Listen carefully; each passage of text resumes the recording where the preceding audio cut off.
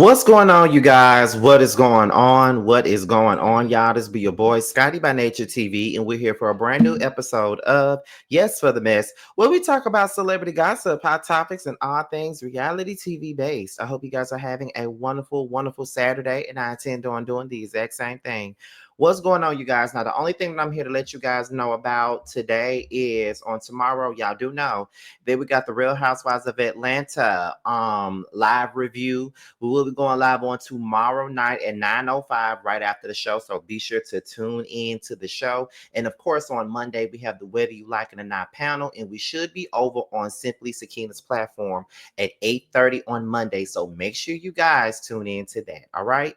All righty then. So with that being said, that's pretty much all that we got for the church announcements. So we're gonna go ahead and get into the mess of it all like right now. So we're gonna start this thing off with a little bit of news about Monyetta Shaw. All right. Now, if you don't know who Monyetta Shaw is, you may know her as the mother of Neo's kids, but you may also know her for being a friend of the show on Real Housewives of Atlanta season 14 and season 15. Okay. I've met Monyetta before since I've been in Atlanta. She's a sweetheart. I really, really love her energy. We follow each other on Instagram and things like that. She is such a sweet person. And I just want to start it off by saying that. Now it was revealed today on People Magazine that Monyetta Shaw, who is 45 years old, revealed that she was diagnosed with breast cancer. One thing about that C word, I hate it, y'all. Okay. So this is where the story lies. The reality star was diagnosed with stage 1 evasive, I can't pronounce the word, but it was in November of 2024, which is the month and year that I met her, and underwent radiation. So it says, Real Housewives of Atlanta's Monyetta Shaw Carter is opening up about a recent health challenge. The reality star and former radio personality was diagnosed with breast cancer last year. She had a biopsy about 10 years ago and it came back.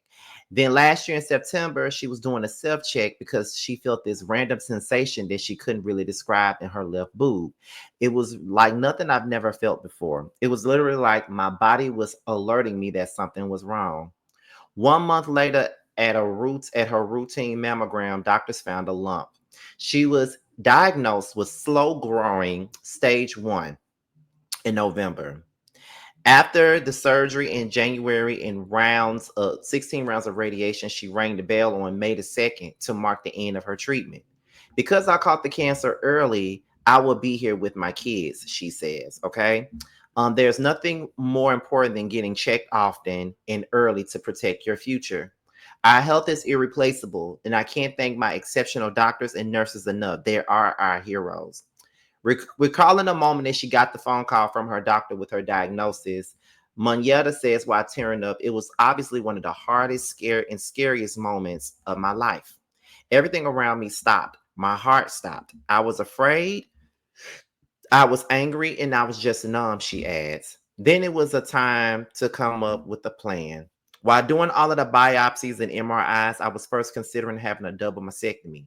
But after my genetic testing came back favorable, and after sitting in my reality for some time, I decided on a lump. I can't pronounce the word, but it's so important for me to share this story because I hope to inspire others not to dismiss their gut feelings. Our body speaks to us when it does, we have to listen. It can be a matter of life and death. The Keep It Classy Nail CEO is serious about cancer awareness that for her 45th birthday on May the 30th, 45th birthday party on May 31st, all guests are to wear pink associated with breast cancer awareness to celebrate her being cancer free. After her diagnosis, she found strength in her husband, Heath Carter, but she also had to tell her ex-fiance singer Neo, whom she started dating in 2009, but split from in 2013, 2 months before their wedding. The exes co-parent 2 children, Madeline Maddie and son Mason. He was absolutely supportive. We actually told him when we were all there, My husband and Neo, Maddie and Mason, some of Maddie's friends, we were all at a bowling alley celebrating Maddie's birthday. The kids were talking, playing, and bowling, and we took him to the side and told Neo the news. And the shock that was on his face said it all. He was just super supportive. Neo was just showing up for me in a major way and just always asking and making sure if everything was okay. And he was like, "Oh, you're gonna beat this." Monyetta has also been getting fellow major support from our fellow castmate Candy Burris. When I told Candy, she immediately was like, "Oh my gosh, what can I do?" She's been super supportive. She comes by and sent like the biggest stuff. Like her and my other friends are in competition with who can send the biggest flower arrangements. Seriously, just being super supportive and just showing up and asking if I need anything. I also told Portia, Cynthia, and Shamia a couple of weeks before my surgery, and they have been super supportive, she says. I was at a birthday dinner for a mutual friend of ours, and I told Sheree, and she was super supportive. She just gave me all kinds of like, "Oh my gosh, girl, like how? I couldn't imagine." Okay, let me go and make sure I check mine. I've just received huge support from the girls, she says. I didn't think any of the girls know, so they will be finding out, and I know I will be getting phone calls very soon to that effect. So that was Monyetta. And she was basically revealing that back in November of 2024, she found out that she had stage 1 breast cancer. That is so crazy. You never know what a person is going through. Because as I stated early on in the video, that I met Monyetta in November of 2024, late November 2024, at the Candy Cares event. She was really, really nice. And she was like a ray of sunshine, like this beam of positivity and happiness. And when I was around her, I never got you never know what the motto is, you never know what a person is really going through. You know what I mean? So when I met her and we took that picture and shit like that, I never would have thought she was going through something like that. So yes, so I know that mostly women watch my platform. I always say this all the time. It's mostly women that watch my platform, and I really do highly encourage you guys to go and get checked out every single year. Do your mammograms, do whatever you got to do to be on the up and up when it comes down to your health and all of those things. I recently had a cousin that passed away from breast cancer back in 2023. I have another cousin who is now dealing with breast cancer again. She had breast cancer years ago, and I think it's returned. So she's dealing with it all over again. So all I gotta say is, for those of you that are women and you watch my platform, I strongly suggest that you go and get yourself checked out as much as you can. Okay. And you may be able to have a story like this. And remember, our very own Color Me Pink was also diagnosed with breast cancer a couple of years back, and she caught it early on, and here she is, cancer free. So shout out to Monyetta for sharing her story, and just shout out to everybody that supported her in that, because that's a lot for a person to deal with. So shout out to them. Okay, so now we're going to go ahead and get into another story. And this one is a little bit more sad than anything. It's involving Brian McKnight and his son, Niko McKnight. Now, yesterday or the day before, whichever way you have it, Brian McKnight's brother, Claude McKnight, delivered some heartbreaking news on TikTok.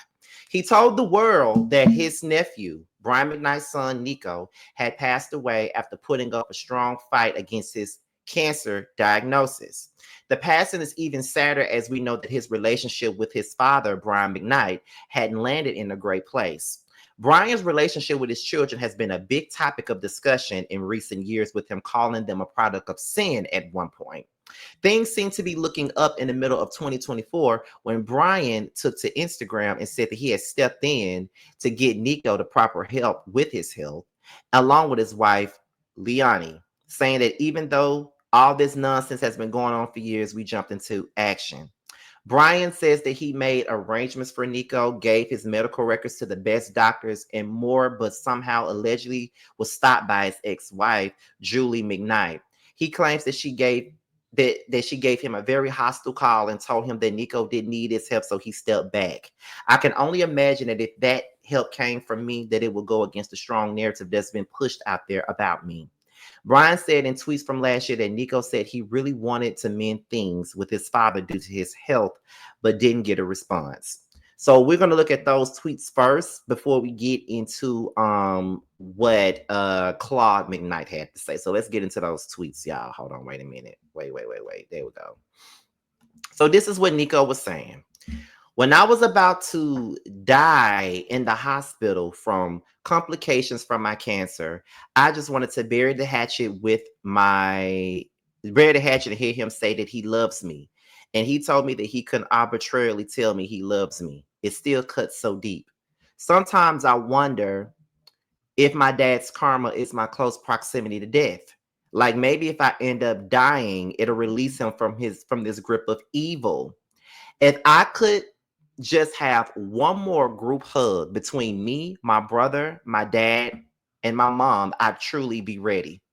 Every day I feel so embarrassed by how things went with our dad. When you're faced with a situation like mine, it quickly shows you what really matters. And family matters the most. I miss my family so much. Everyone. Okay, so I think that was it. So that was pretty much the gist of that. Now what we're going to do is get into what Claude McKnight had to say. Let's take a listen. So all day, I said to myself I wasn't going to post about this. And as the day wore on, I realized that how could I not post about this? This morning, I found out that my nephew, Niko McKnight, passed away. He'd been bravely battling cancer for the last 2 years or so. And I have a lot of feelings right now. I'm not going off a script or anything like that. I'm just going to be raw with how I'm feeling. Niko was one of those amazing kids who was quirky and curious and ridiculously talented. Amazing singer, an amazing guitar player, had a great eye, was a photographer. And just one of those kids that, at least in my estimation, was somebody you always wanted to be around.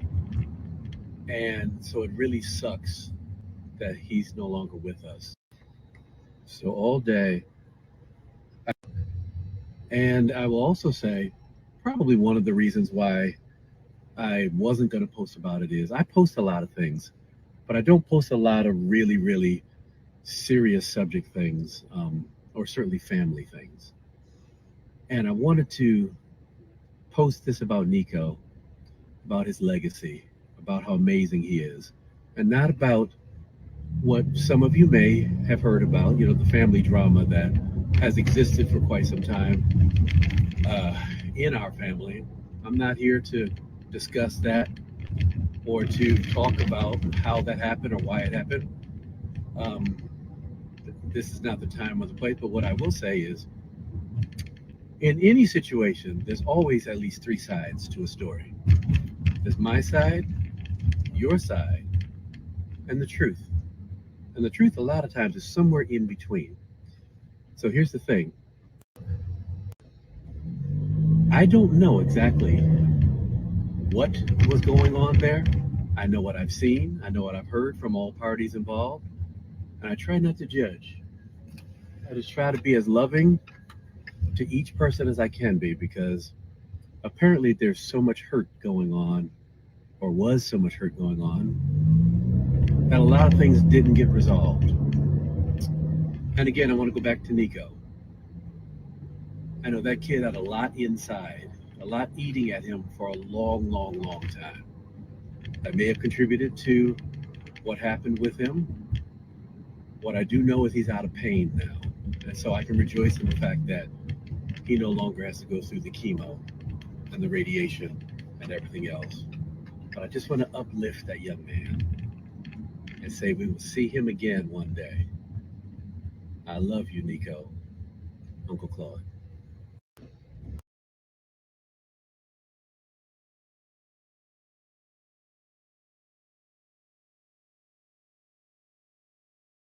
Okay, so I see some more tweets here that wasn't included in the other one. It said that we were bad children, sure, yes, but my sisters have always deserved better. They don't deserve this outright disrespect. Hate us all day. You don't get to be a piece of shit forever and still skate by with all that we know. We saved that man from federal prison. That's all I'm going to say. But after all of this, I still love him so much because I know there's my dad in there somewhere. But he's a drawn now. So fucking sad. Miss you, Dad. Marcus. I cannot pronounce that word. Superman. All right, y'all. So let me tell you, okay? First things first. Shout out to Uncle Claude. Okay, number one. Shout out to Uncle Claude. But I just want to say that the one thing that I disliked about this whole video that Uncle Claude did was that he talked about it being like there's always three sides to a story. The truth is somewhere in the middle, which is true. There is always three sides to a story. There's no lies there. It's always three sides to a story. But I feel like he's saying it so he won't have to drag his brother. And I know that right now, being that Niko is now gone, is really nothing more that we can say now. But what we have to really be honest about and just really get to the meat and the potatoes of the situation is that Brian was a lousy motherfucker when it came down to his son. Niko did not deserve the bullshit that Brian put him through. Like to outcast your own child to please and satisfy a woman is really ridiculous. And I will never be okay with any parent not being there for their kids. I don't give a damn what religion you're claiming you're in. I don't care what bitch you're married to. Yes, I said that word. I don't care who you think you are. If you got kids out there, it doesn't really matter. You made those kids. And at some point in time, they were made out of love. And you can call them sin all the fuck you want to, but that's just what it is. Those are your kids. And the fact that you did not make things right with your son before he passed away is garbage. And it makes you out to be a garbage individual. And like I said, I really don't want to drag Brian at this moment because he did just lose his son. So you gotta, so I have to try to understand that he may be feeling like shit right now, his own damn self. He just might be feeling like shit, regardless of what I think about him. He might be feeling like complete shit at this particular moment. He just might be, but I don't really care because at the end of the day, you're the reason why we're here. You're the reason why we're here. We never would have been here if you wasn't on your bullshit. Respectfully. If you wasn't on your bullshit, we wouldn't even be here. But we're here now because you was on your bullshit. You chose to segregate your own son for the sake of some woman or whatever it was. So how are you going to how are you going to live with yourself now knowing that your son passed away after a huge fight with something that was so tough to fight in the first place? How are you going to feel now? And you still got other kids left. So going through this, are you going to mourn your son? Are you going to go to the funeral? And even after that, are you going to be there for the children the other kids that you're not speaking to? I would never understand how men could have kids out there and don't want nothing to do with them. I don't understand how some men can have kids and don't do shit for them, don't acknowledge them, don't do nothing. It pays to do right as a dad. You feel what I'm saying?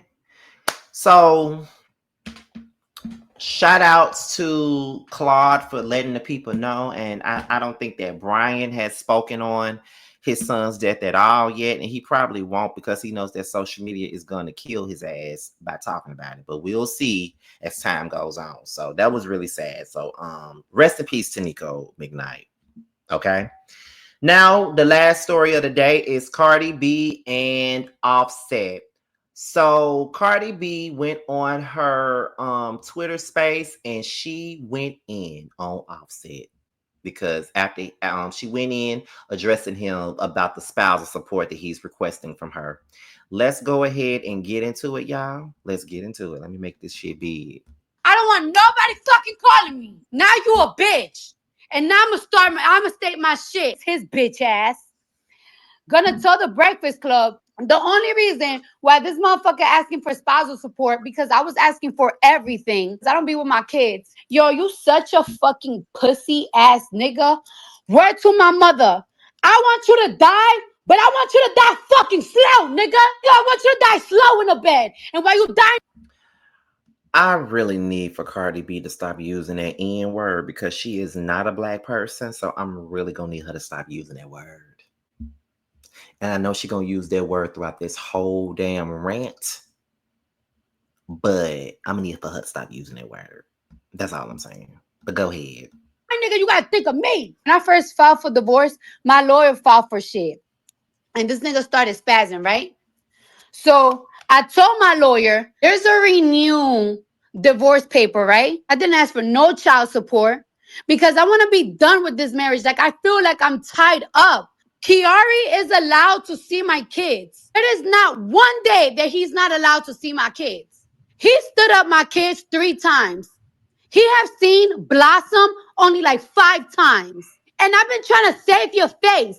But for you, stop playing saying that I don't be seeing my fucking kids. Stop playing because you don't want to look like a less of a bitch ass nigga.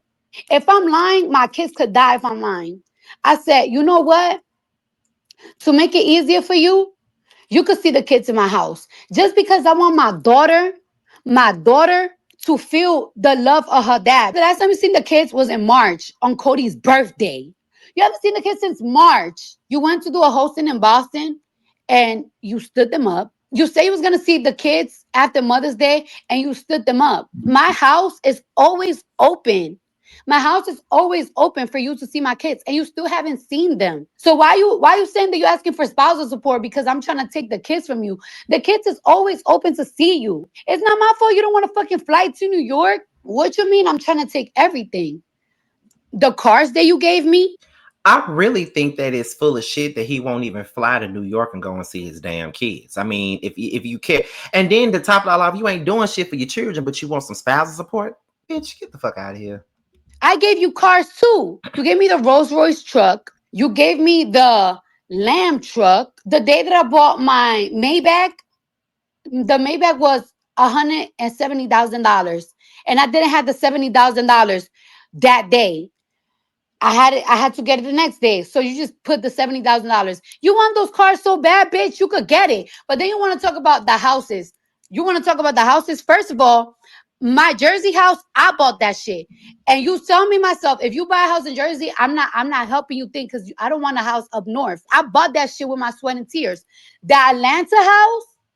The Atlanta house, you have put me with the bill the last year. You left me the last year. You have left me with the kids' bill. Y'all want to know what's the kids' bills? Start adding. My kids got their own driver. The kids' driver is on a retainer for $10,000 a month. Culture school this year, you didn't pay for it. That's $45,000. My cousin babysits Wave and Culture. She gets paid $3,000 a week. The nanny was $700 a day, but because she's only staying in the daytime, 500. Don't call me. Nobody fucking call me. The baby's nanny is $500 a day now because she's not staying the whole day. Culture and Wave gets tutoring 4 times a week. Culture pianos class, that's 300 an hour, and she gets piano class 3 times a week. I'm not sure how much is gymnastic and Wave boxing classes, but I pay that too. And you have left me with that bill for a whole year. Have I asked you? Have I asked you for anything? This is not even including food. So my kids have a personal chef that come from 7 a.m. to 5 p.m. that I pay for because people in my house don't have time to cook. My cousin don't have time to cook. My mom that be helping with the kids don't have time to cook. So I need a chef. So my kids eat whatever the fuck they want because thanks to me. Also, my house have a security in front because our daughter constantly used to get threats. rape threats, death threats. So I have a security 24 hours in front of my house, which I pay as well. And you don't help me with none of it. My nigga always tells me, yo, I don't want you to address nothing anymore. And I be trying to keep it cute. But for you to call the Breakfast Club and be like, oh, the reason why I'm asking for spousal support is because she wants everything. Everything like what? The gifts that you gave me? Bitch, you want it back? All right, so give me the gifts that I gave you back. Money for the house for Atlanta? Fine, we could split that. My house in Jersey, I bought it myself, so you're not getting shit from my house that I work my ass off. Anything for the kids. All I ask is for you to spend time with them, and you haven't spent no time with them, bro. You are mentally disturbed right now. And then when I don't be with my kids, where I be at, Offset? Where I'm at?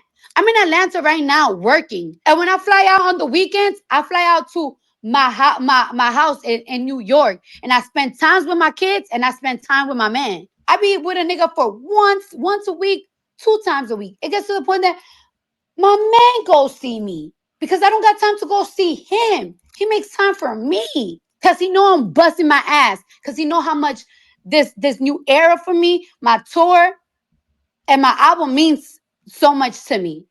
But you don't like that. Stop fucking calling me.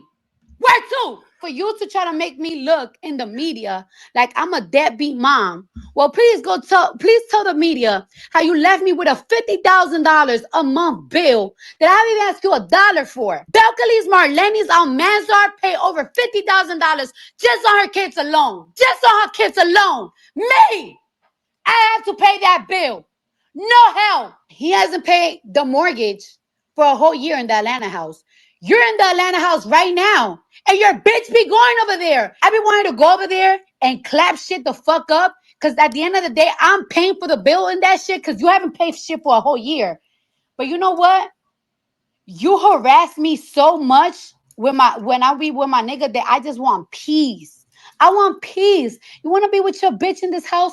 I fine. Just please leave me alone. I just want niggas to leave me the fuck alone. I just want to be free. I don't want to be called 40,000 times. Go tell the people when's the last time you seen your fucking kids. You know what you fucking did? You coerced my daughter. You did a video and you keep threatening about this video. I don't give a fuck, nigga. You coerced my daughter to say on FaceTime, oh, I miss my mommy. She's never here. She this, and that. And every single day you threaten me with that video. Like if I don't be busting my ass for them motherfucking kids, nigga. The fuck? And you know I was gonna stay quiet, but you're not gonna be sitting here in the industry trying to say that I'm a fuck mom. Nigga, I'll bust my ass for these fucking kids. I want to be left alone. You in a whole relationship. Why the fuck you give a fuck what I'm doing? Jesus Christ, I just want to be fucking free. Nigga, sign the fucking papers. And you call me and the kids come to Atlanta and I said, I don't know, tell my dad. Because if the kids come to my Atlanta, clearly my dad to fly over here. Then you want to talk about, oh, why you have an attitude? What are you talking about? I don't have an attitude. Oh, you must be around your nigga. And it's like, oh my God, here you go. Hung up. Because of that, you started spazzing the whole weekend, called me about 40 times, started hitting up all my friends, even my family member like Hennessy, you know she hates you. You was looking for an excuse to be mad. That's the last time I see Blossom. That baby probably don't even fucking know you. There is an actual album. You know, the track list is complete. Okay, so that was Cardi B, and she was letting Offset have it. Okay, I think that Offset is a bitch ass nigga. To be quite honest, I feel like it's really pathetic of him to be asking for spousal support when he ain't even supporting his own fucking kids. And the fact that he's only seen his Blossom only 5 times out of her whole life, and Blossom probably don't even know who he is a read within itself. Okay. I was just talking to Jamar about this earlier today because when I was telling him that I was going to do this video earlier today, he was like, "About what? What's going on?" And I'm like, "Well, he asking for spousal support," and he was like, "Isn't he like Offset? So why does he need spousal support?" And I was like, "That's my whole point." But niggas do shit out of spite. Um, the way that Offset did her dirty, I feel like he should be the one paying up. The same way I felt like Ken Do should have been paying up when it came down to Mary J. Blige. But being that they made the most money and there's a lifestyle that these men are accustomed to, then these women got to pay up. It's very unfortunate, but that's exactly what happens. But I think that Cardi B has had enough. And with him calling into the Breakfast Club saying whatever he said, and it coming out in the news that he looking for her to give him alimony and stuff like that. Because what the fuck do you need with spousal support? Are you broke? Is the music not selling? They're not streaming your music? Like, what's going on? Do you need to get back with the Migos? Like, what's going on? Offset. It just looks pathetic for a nigga to be, going after a woman and her money. You feel what I'm saying? But to each his own, though. Whatever. That's all I really got for that. That's all I really got for all of this. Because all I gotta say is Cardi B let his ass have it, and she went off, and I really don't blame her. But anyways, you guys, I'm about to be up out of here. Me and Jamar is about to go to this show so we can support Carl and Bando. We're about to go ahead and get up out of here. But before we do, let me let you guys know something. Be sure to like, rate, comment, subscribe, share this video, and also click on the notification bell so you can be notified whenever a video drops. And if you want to follow me on any form of social media, my Twitter, Instagram, and TikTok, which I need to utilize more often because I don't, will be down below. With that being said, y'all, your boy's up out here, and I will see you guys on the next one. Bye. It's on some whole shit. What happened to the Zeus fame? Then Bobby made you change your name. For a show, still searching for a ring. Pray these hoes find better days. Cut off everybody. Don't trust nobody. Play with everybody. Don't have nobody. Cut off everybody. Don't trust nobody. Play with everybody. Don't have nobody. Nobody. Nigga never was a real one. Copping, please, spreading lies. What you hiding from? All these shows just an extra. Little dance now, twerking on shit like bad bitch, munch it up, cock goblin. Slapping ass on this dick, cock goblin. Gobble up his dick, bitch a cock goblin. Fuck him in his face, bitch a cock goblin. Attitude bad, but I'm better. Ass poke out just fatter.